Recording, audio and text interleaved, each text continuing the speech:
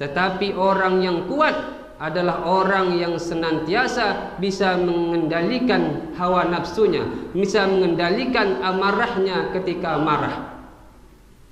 Dan Rasulullah SAW juga senantiasa mengingatkan kepada kita untuk tidak mudah marah. La taghdab, la taghdab, la taghdab. Jangan kau marah, jangan kau mudah marah, jangan kau mudah marah. Walakal jannah, dan bagimu syurga. Allahu Akbar, Allahu Akbar, Allahu Akbar. Assalamualaikum warahmatullahi wabarakatuh. Innal hamdalillah nahmaduhu wa nasta'inuhu wa nastaghfiruh wa na'udzu billahi min shururi anfusina wa min sayyiati a'malina. May yahdihillahu fala mudilla lahu wa may yudlilhu fala hadiya lahu. Asyhadu an la ilaha illallah wahdahu la syarika lahu wa ashhadu anna sayyidina Muhammadan abduhu wa rasuluhu sallallahu alaihi wasallam la nabiyya ba'dah. Ayyuhal hadirun al-muttaqun al-mu'minun, usi nafsi wa iyyakum bitaqwallahi faqad fazal muttaqun. Kama qala Allah ta'ala fi kitabihil 'azim وهو أصدق القائلين بعد أعوذ بالله من الشيطان الرجيم بسم الله الرحمن الرحيم يا أيها الذين آمنوا اتقوا الله حق تقاته ولا تموتن إلا وأنتم مسلمون. وقال في آية أخرى يا أيها الذين آمنوا اتقوا الله وقولوا قولا سديدا يصلح لكم أعمالكم ويغفر لكم ذنوبكم ومن يطع الله ورسوله فقد فاز فوزا عظيما. وقال رسول الله صلى الله عليه وسلم من كان يؤمن بالله واليوم الآخر فليقل خيرا أو ليصمت. Sadaqallahul azim wa sadaqa rasulul karim wa nahnu ala dhalika minasyahidin wasyakirin, amma ba'd. Ma'asyiral muslimin wa zumratul mu'minin rahimani wa rahimakumullah. Bersyukur kepada Allah Subhanahu wa taala dengan senantiasa mengucapkan alhamdulillahi rabbil alamin. Karena berkat limpahan rahmat-Nya jualah sehingga pada kesempatan yang mulia ini di Sayyidul Ayyam, penghulu daripada segala hari, kita oleh Allah Subhanahu wa taala masih diberikan nikmat kesempatan dan nikmat kesehatan. Yang mana dua nikmat tersebut banyak dilupakan, dinalaikan oleh manusia. Ni'matani maghbun fihima katsirun minan nas, as-sihah wal faragh. Dua nikmat, kata Rasulullah sallallahu alaihi wasallam, yang sering kita lupakan, yaitu nikmat kesehatan dan nikmat kesempatan. Kalau kita sudah sakit, baru kita merasakan betapa besar nikmat sehat. Dan begitu juga ketika kita sudah menjadi orang yang sibuk, baru kita merasakan betapa besar nikmat kesempatan yang Allah Subhanahu wa taala berikan. Berselawat kepada Rasulullah sallallahu alaihi wasallam dengan ucapan Allahumma shalli ala sayyidina Muhammad wa ala ali sayyidina Muhammad. Baginda Rasulullah, assalamu alayka ya Rasulullah. Amin ya rabbal alamin. Semoga dengan ma'asyiral muslimin wa zumratul mu'minin rahimani wa rahimakumullah. Yaumun, melalui mimbar yang mulia ini tidak bosan dan tidak jemu, khatib mengingatkan kepada diri khatib sendiri khususnya dan kepada jamaah yang hadir untuk senantiasa meningkatkan ketakwaan dan ketakwaan kepada Allah Subhanahu wa taala, yakni imtithalul awamir wa jitinabun nawahi, melaksanakan segala bentuk yang Allah Subhanahu wa taala perintahkan dan menjauhkan diri dari apa-apa yang menjadi larangan Allah Subhanahu wa taala. Bertakwalah kepada Allah Subhanahu wa taala, karena sebaik-baik bekal adalah takwa. Bertakwalah kepada Allah Subhanahu wa taala, karena sebaik-baik pakaian adalah pakaian takwa. Bertakwalah kepada Allah Subhanahu wa taala, karena yang paling mulia di antara kita adalah yang paling bertakwa kepada Allah Subhanahu wa taala. Inna akramakum indallahi atqakum. Ma'asyiral muslimin wa zumratul mu'minin rahimani wa rahimakumullah. Bulan suci Ramadan yang sangat mulia sudah lebih kurang 2 hari meninggalkan kita. Lantas apa yang sudah kita dapat? Apakah amal ibadah kita diterima oleh Allah Subhanahu wa taala? Apakah dosa-dosa kita diampuni oleh Allah Subhanahu wa taala? Tentu yang tahu hal tersebut diri kita sendiri. Karena betapa banyak amal yang kita kerjakan, yang tahu juga kita sendiri. Betapa banyak perbuatan mungkin kemaksiatan kepada Allah yang kita kerjakan juga diri kita sendiri. Yang mana hakikat daripada ibadah puasa yang kita laksanakan adalah agar kita menjadi pribadi yang senantiasa bertakwa kepada Allah Subhanahu wa taala. Betapa penting nilai ketakwaan bagi seorang hamba terhadap Allah Subhanahu wa taala, sampai-sampai setiap Rasulullah sallallahu alaihi wasallam mengadakan halaqah ilmu kepada para sahabat, Rasulullah sallallahu alaihi wasallam senantiasa mengingatkan takwa kepada para sahabat. Dan bahkan seperti yang kita ketahui, setiap Jumat nasihat takwa senantiasa diulangkan oleh khatib kepada kita semua. Intinya apa? Begitu besar nilai ketakwaan kepada Allah Subhanahu wa taala bagi seorang hamba. Ma'asyiral muslimin wa zumratul mu'minin rahimani wa rahimakumullah. Bagaimanakah ciri-ciri atau karakter seseorang hamba yang memiliki ketakwaan kepada Allah Subhanahu wa taala? Di dalam surah yang ketiga, surah Ali Imran ayat 133 sampai 135, salah satu tanda-tanda orang yang bertakwa kepada Allah Subhanahu wa taala Allah jelaskan. Masih banyak tanda-tanda orang yang bertakwa kepada Allah di surah-surah lain. Tapi yang pada kesempatan kali ini yang menjadi pokok pembahasan kita adalah surah Al-Imran ayat 133 sampai 135. A'udzu billahi minasyaitonir rajim.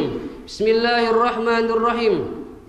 Wasari'u ila maghfiratin min rabbikum wa jannatin arduhas samawati wal ard uiddat lil muttaqin alladzina yunfiquna fis sarra'i wad dharra'i wal kadhiminal ghaiza wal 'afina 'anil nas wallahu yuhibbul muhsinin walladzina idza fa'alu fahishatan aw zalamu anfusahum dzakarullaha fastaghfaru lidzunubihim wa may yaghfiru dzunuba illallah wa lam yusirru ala ma fa'alu wa hum ya'lamun.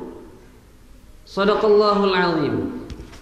Yang artinya wasari'u ila maghfiratin min rabbikum, dan bersegeralah oleh kamu menuju ampunan Allah Subhanahu wa taala, dan kejarlah surga dan gapailah surga yang mana luasnya seluas langit dan bumi, yang dijanjikan untuk orang-orang yang bertakwa. Uiddat lil muttaqin. Siapa orang-orang yang bertakwa? Lanjutan ayat, alladzina yunfiquna fis sarra'i wad dharra. Yang pertama yang menjadi karakter orang yang bertakwa kepada Allah Subhanahu wa taala adalah orang yang senantiasa gemar bersedekah, hobi berinfak. Inilah karakter orang yang bertakwa kepada Allah Subhanahu wa taala yang pertama. baik ketika dia susah maupun dia senang, ketika dia kaya maupun ketika dia susah, tetap dia senantiasa berinfak atau bersedekah di jalan Allah Subhanahu wa taala. Ketika dia mendapatkan rezeki yang lebih, ketika mendapatkan rezeki yang banyak, tidak lupa dia berinfak di jalan Allah Subhanahu wa taala. Tetapi ketika dia mendapatkan rezeki yang sedikit, juga dia tidak pernah lupa berinfak dan bersedekah di jalan Allah Subhanahu wa taala. Ma'asyiral muslimin wa zumratul mu'minin rahimani wa rahimakumullah. Kita tahu betapa banyak kisah para sahabat yang menunjukkan atau yang memberikan contoh kepada kita semua bagaimana sahabat Rasulullah sallallahu alaihi wasallam sangat gemar berinfak, sangat hobi bersedekah. Sebagaimana sekali waktu ketika perang Tabuk akan dimulai. Perang Tabuk waktu itu terjadi ketika masa-masa paceklik. Bangsa Arab semua sedang krisis. Tetapi para sahabat ketika ditawari oleh Rasulullah sallallahu alaihi wasallam, "Wahai para sahabatku, siapakah di antara kalian yang ingin berinfak, yang ingin bersedekah di jalan Allah untuk membantu peperangan kali ini?" Sehingga majulah Sayyidina Umar radhiyallahu an. Beliau berkata kepada Rasulullah sallallahu alaihi wasallam, "Ya Rasulullah, aku akan berinfak separuh daripada hartaku." Kemudian Rasulullah bertanya, "Lantas apa yang kau tinggalkan untuk keluargamu?" Kemudian Sayyidina Umar menjawab, "Untuk keluargaku aku tinggalkan separuh lagi daripada hartaku ya Rasulullah." Kemudian setelah itu Rasulullah bertanya lagi, "Wahai para sahabatku, siapakah di antara kalian yang ingin berinfak di jalan Allah Subhanahu wa taala?" Maka majulah khalifah pertama, yaitu Sayyidina Abu Bakar As-Siddiq. Beliau berkata, "Ya Rasulullah, aku akan menginfakkan seluruh hartaku." Maka Rasulullah sallallahu alaihi wasallam menjawab, "Lantas apa yang kau tinggalkan untuk keluargamu wahai Abu Bakar?" Maka Sayyidina Abu Bakar menjawab, "Akan kutinggalkan untuk keluargaku Allah dan Rasulnya." Ma'asyiral muslimin wa zumratul mu'minin rahimani wa rahimakumullah. Begitulah para sahabat, betapa semangat mereka menafkahkan hartanya di jalan Allah Subhanahu wa taala. Karena kelak ketika di padang mahsyar kita semua akan ditanya oleh Allah Subhanahu wa taala tentang 4 pertanyaan. Kita tidak akan bisa bergeser kemanapun kaki kita kecuali kita akan ditanyakan 4 pertanyaan kepada kita. Dan salah satunya pertanyaan kepada kita adalah wa an malihi min aina iktasabat wa fima anfaqa. Ketika kita ditanya tentang harta kita, ketika ditanya kita tentang kekayaan kita, maka 2 pertanyaan yang Allah ajukan kepada kita. Dari mana harta tersebut? Min aina iktasabat wa fima anfaqa, dan kemana engkau habiskan harta tersebut. Ketika kita menyayangi harta kita, ketika kita ingin benar-benar memiliki harta yang kita punya saat ini, maka tentu jalan satu-satunya adalah kita senantiasa menafkahkan harta kita di jalan Allah Subhanahu wa taala. Ketika kita berinfak ketika masa bersenang, masa kaya, maka itu sangat bagus. Tetapi lebih bagus lagi ketika kita mengalami kesulitan, namun kita tidak pernah berhenti untuk menginfakkan harta kita di jalan Allah Subhanahu wa taala. Ma'asyiral muslimin wa zumratul mu'minin rahimani wa rahimakumullah. Jadi karakter yang pertama adalah orang yang senantiasa menginfakkan hartanya di jalan Allah Subhanahu wa taala, baik ketika senang maupun ketika susah. Selanjutnya, karakter orang yang bertakwa yang kedua adalah wal kaziminal ghaidh, yaitu orang yang mampu menahan amarahnya, orang yang mampu mengendalikan emosinya. Jadi puasa Ramadan selama ini telah mendidik kita untuk menjadi pribadi yang sabar, Ketika kita oleh Allah atau oleh orang lain kita diberi cobaan, kita dihina, kita diejek, kita tetap sabar.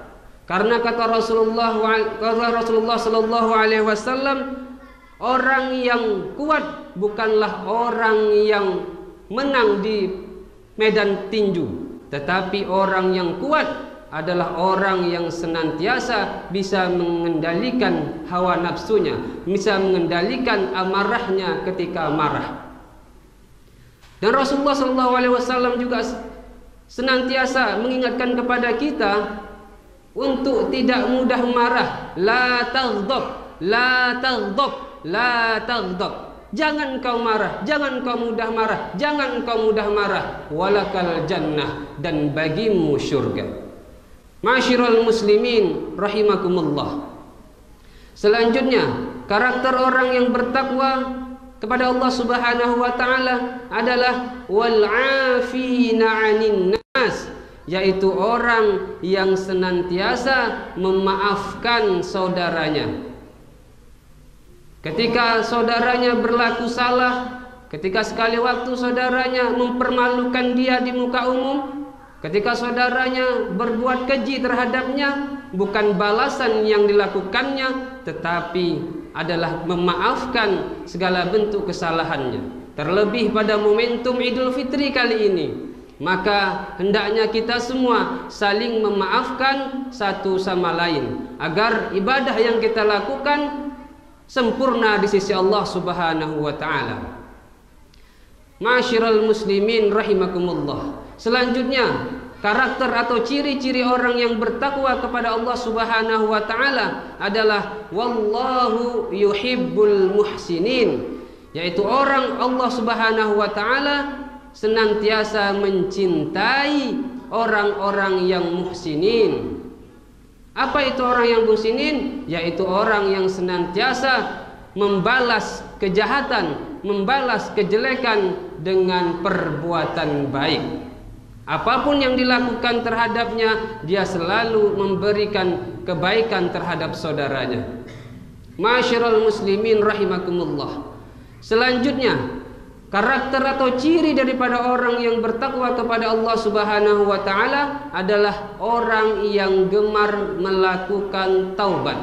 Walladzina idza fa'alu fahishatan, yaitu orang-orang yang apabila melakukan perbuatan fahisyah, perbuatan keji, au zalamu anfusahum, atau orang-orang yang senantiasa menzalimi dirinya, au zalamu anfusahum zakarullaha fastaghfaru lidzunubihim, kemudian dia mengingat Allah, setelah mengingat Allah dia meminta ampunan kepada Allah Subhanahu wa taala.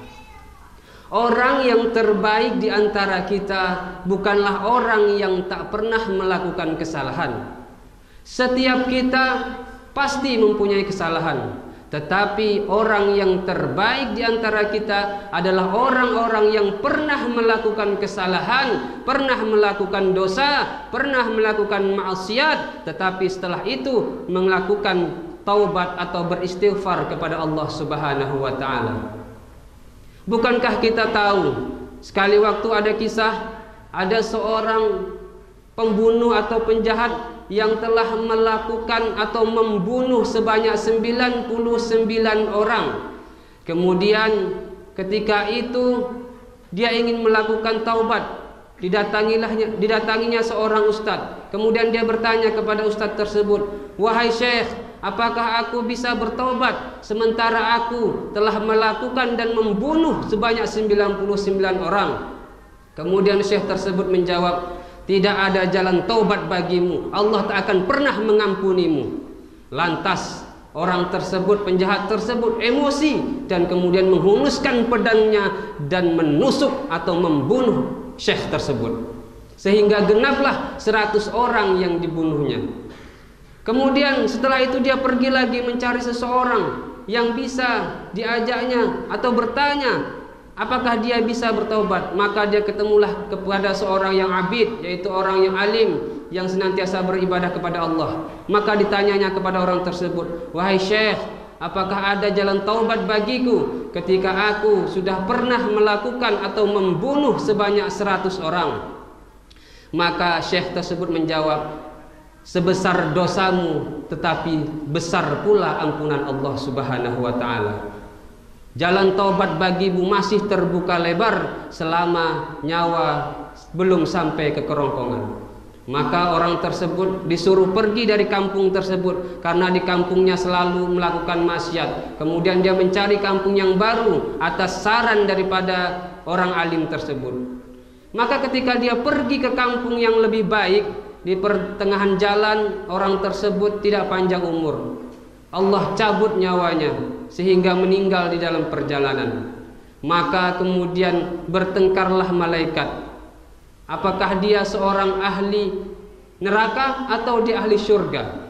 Malaikat Ridwan dan Malik kemudian bertengkar. Ini adalah penghuni neraka karena dia sudah melakukan atau membunuh sebanyak 100 orang.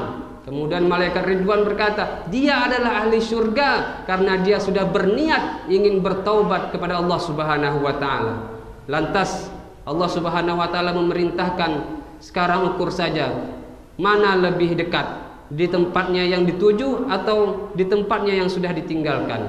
Ternyata malaikat sudah mengukur, kemudian ternyata tempatnya lebih dekat tempat yang dituju, sehingga orang tersebut menjadi ahli surga. Ma'asyiral muslimin rahimakumullah. Dari kisah tersebut dapat kita ambil kesimpulan bahwasanya sebesar apapun dosa kita, sebanyak apapun maksiat yang sudah kita lakukan, tetapi ampunan Allah Subhanahu wa taala jauh lebih besar daripada dosa dan maksiat yang kita lakukan. Tetapi bagaimana caranya? Yaitu kita senantiasa melakukan istighfar dan bertaubat kepada Allah Subhanahu wa taala. Fa'tabiru ya ulil albab la'allakum turhamun.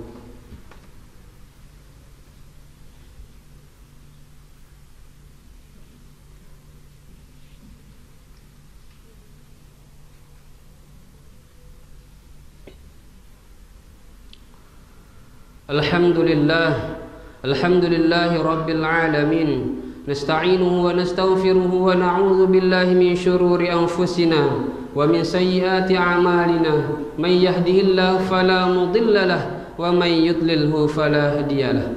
Asyhadu an la ilaha illallah wahdahu la syarika lahu wa asyhadu anna sayyidina Muhammadan abduhu wa rasuluhu sallallahu alaihi wasallam la nabiyya ba'dah. Ayyuhal hadirun, أوصيكم وإياي بتقوى الله فقد فاز المتقون كما قال الله تعالى في كتابه العظيم وهو أصدق القائلين بعد أعوذ بالله من الشيطان الرجيم بسم الله الرحمن الرحيم يا أيها الذين آمنوا اتقوا الله حق تقاته ولا تموتن إلا وأنتم مسلمون وقال في آية أخرى إن الله وملائكته يصلون على النبي يا أيها الذين آمنوا صلوا عليه وسلموا تسليما اللهم صل على سيدنا محمد وعلى آل سيدنا محمد كما صليت على سيدنا إبراهيم وعلى آل سيدنا إبراهيم في العالمين إنك حميد مجيد اللهم اغفر للمسلمين والمسلمات والمؤمنين والمؤمنات الأحياء منهم والأموات إنك سميع قريب مجيب الدعوات ويا قاضي الحاجات اللهم انصر إخواننا المستضعفين والمجاهدين في فلسطين اللهم انصر إخواننا المستضعفين والمجاهدين في غزة اللهم انصر إخواننا المستضعفين والمجاهدين في إندونيسيا برحمتك يا أرحم الراحمين ربنا ظلمنا أنفسنا وإن لم تغفر لنا وترحمنا لنكونن من الخاسرين ربنا آتنا في الدنيا حسنة وفي الآخرة حسنة وقنا عذاب النار وصلى الله على سيدنا محمد وعلى آله وصحبه وبارك وسلم والحمد لله رب العالمين أقيم الصلاة.